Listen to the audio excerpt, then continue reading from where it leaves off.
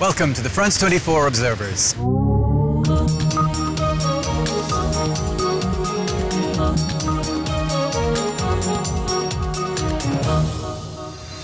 This show is based on our network of observers. You know the drill now. They're ordinary people who tell us what's going on where they are and send in photos and videos to document it. We check it all here in Paris and bring the best to you. Our first observer is one of the rare amateurs who's been able to film the oil spill in the Gulf of Mexico. He's seen it firsthand and he's angry.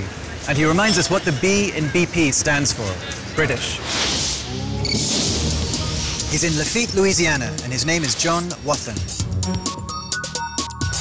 With an airplane, there are no trespass laws. So we take the airplanes and fly over at the lowest possible altitude. At 28 miles out, we were seeing heavy bands of crude oil. I tried to prepare for it, but I couldn't. I was not prepared for what I saw. A lot of people don't understand this is not just an environmental issue. It's a human issue. When you introduce pollutants into a watershed, people think about the fish, the birds, the plankton, the things that grow in the water, but there's also people that depend on the things that grow in that water. Here in Barataria, where I am now, I'm in Lafitte, Louisiana.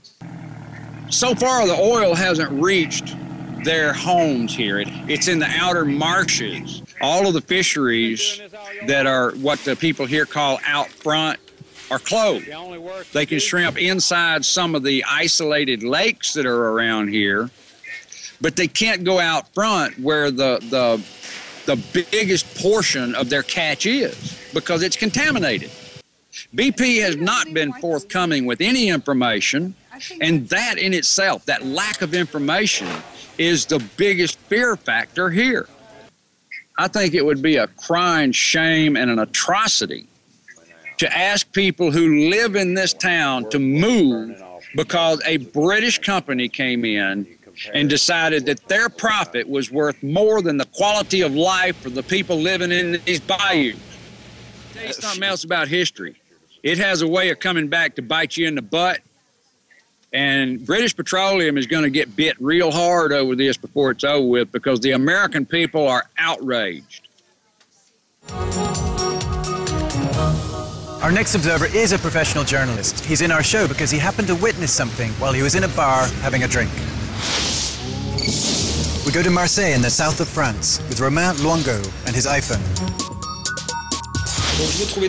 I was in a bar when I heard this huge explosion. I went outside to see what was going on. I put my iPhone on video and recorded the whole thing. The first thing they did was block the armoured car with a truck. They put one truck in front, another behind it. Then one of the robbers put a kind of explosive frame on the door to blow it open. Then they began taking out the sacks of money and carrying them to their car, which was parked further up the street. And then a van of CRS riot police showed up. They were on patrol in the area, and the robbers opened fire on them.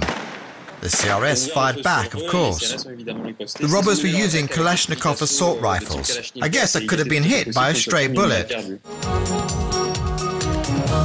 We end the show today in Israel with a story that doesn't get much coverage outside the country: illegal immigration.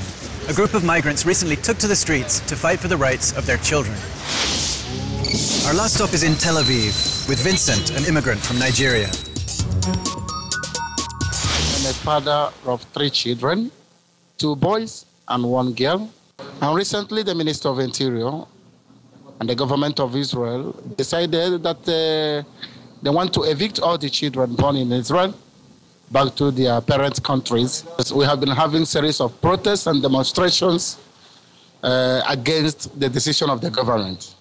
On the banners, there are a series of write-ups, which some of them states that you should not deport us or evict us from Israel. Some of the banners also read, "We love Israel, and this is our home."